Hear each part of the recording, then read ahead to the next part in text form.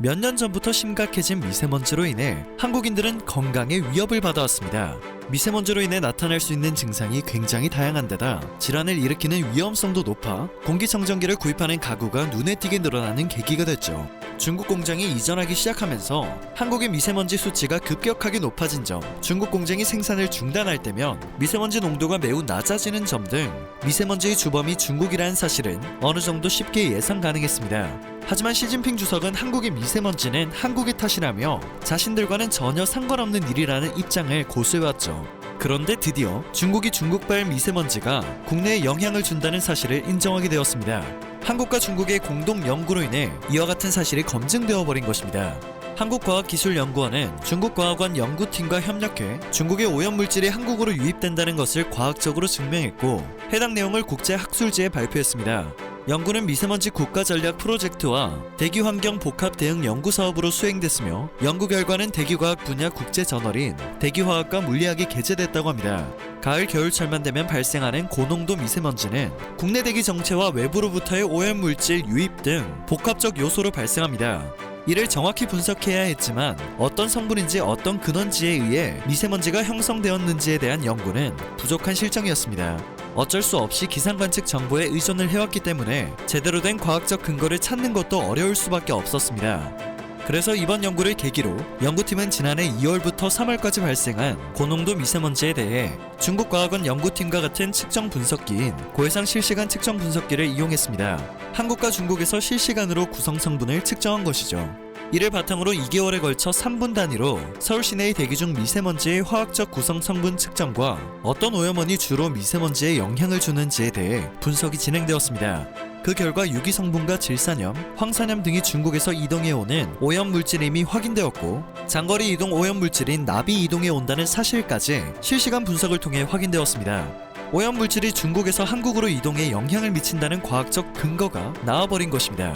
해당 연구 결과를 앞으로 미세먼지 관련 국제정책 수립 시 근거로 활용할 수 있다는 점에서 의미가 큽니다. 미세먼지 문제 해결을 위한 중국의 협조를 더 적극적으로 요청할 수 있겠죠. 또한 이번 연구는 지난해 데이터 일부만 분석을 했기 때문에 앞으로 분석해야 할 데이터는 더 많다고 합니다.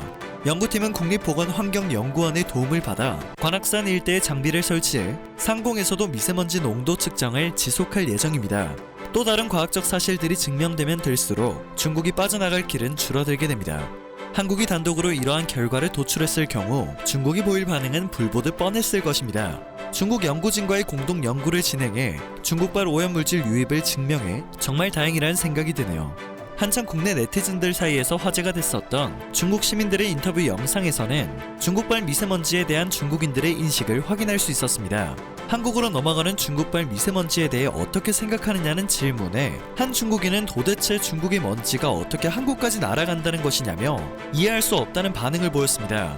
또 다른 중국인은 기분이 나쁜 듯 한국 스스로는 미세먼지 해결을 위해 어떤 노력을 했냐고 되물었습니다. 이어 한 국가가 강해지기 위해서는 남 탓을 하지 말아야 한다고 말했습니다. 중국발이 맞다고 하더라도 배상을 해야 할 필요가 없다고 목소리를 높였죠. 국내 네티즌들은 중국이야 항상 민폐를 끼치니 남 탓을 할 수가 없지, 무식한 사람이 신념을 가지면 답이 없다와 같은 반응을 보였습니다. 지난해 문재인 대통령은 시진핑 주석과 별도 정상회담을 갖고 미세먼지 문제를 언급한 바 있습니다. 스모그와 초미세먼지 등 국가적 현안을 양국이 함께 대응하고 협력하길 바란다는 입장을 전한 것입니다.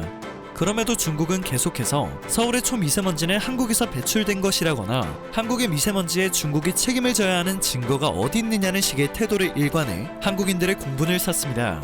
이제 중국 정부의 오리발을 집어넣게 할 근거가 생겼다는 점에서 후련함이 느껴집니다. 세계 각국이 노력해 환경오염을 줄이고 있는 상황에서 중국은 지난해 프레온가스 배출량을 조작하고 있음을 들켜 전 세계의 비난을 받은 바 있습니다. 지난해 외교부 정례 브리핑에서는 외교부 대변인이 한국 공기의 질이 나쁜 것은 중국 때문이라기보다는 보일러 사용과 관련이 크다며 말도 안 되는 주장을 하기도 했죠. 중국에서는 미세먼지 최대 측정 수치가 넘어가는 일도 허다하게 발생하고 있습니다. 중국의 심각한 환경오염 문제, 그로 인한 우리나라의 피해가 이번 연구 결과를 계기로 하루빨리 개선됐으면 합니다.